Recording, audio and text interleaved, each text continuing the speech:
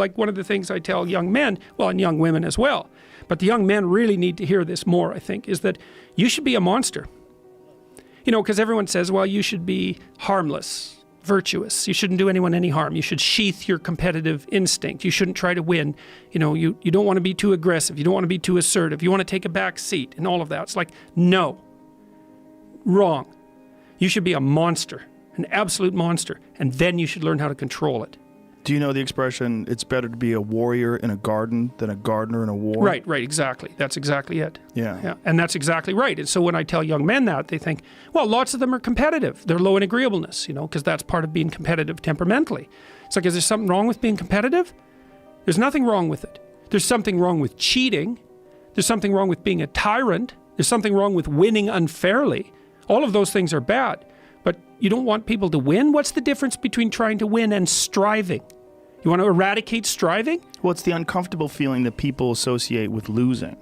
When they've personally experienced it, they look at losing as they've been oppressed or they've been hurt. But what they don't understand is that is the motivation for growth.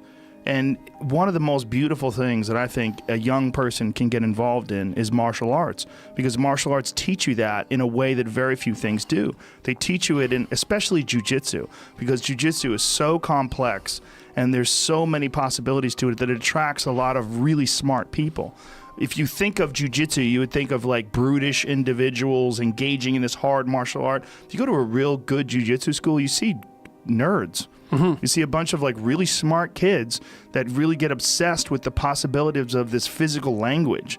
This physical language also teaches you the consequences of not working hard, of not being prepared, of not understanding positions, of not doing due diligence and doing the work. And it's an amazing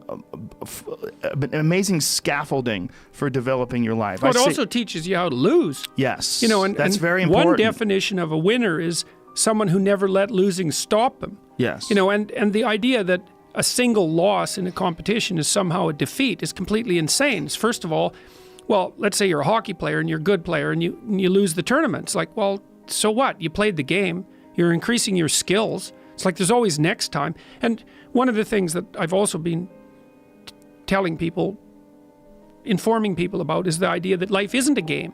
It's a series of games. And the right ethic is to be the winner of the series of games. And part of that means you have to learn how to be a good loser, because you're not going to win every single game. But you also have to embrace those losses as learning experiences. And the people that have never lost are afraid of losing. They're afraid of learning. You're afraid of that feeling, that terrible feeling that you get from losing is so beneficial. It's aided me in so many ways. Like, it's one of the reasons, and also one of the reasons why I talk so openly about bombing on stage. And I do it with other comedians. I always want to tell people, yeah, I'm an established comedian. I've been a comedian for a long time. Let me tell you about like when I was 2 years in or 5 years in or 4 years ago. Like, let me tell you about some horrible moments on stage where it went wrong. Just so you understand, like, those things took me to another place. Because I realized I don't want to ever feel that feeling again. And so I ramped everything up. And then I went back to work and I went over my notebooks and I went over my recordings and I figured out what I was doing wrong and I tried to improve upon it. But if it wasn't for that horrible, sick feeling, that's the same feeling you get when you get tapped out in jiu-jitsu class.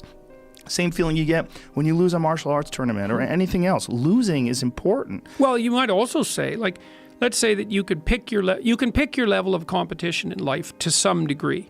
Okay, so let's say you pick a level of competition where you're always winning.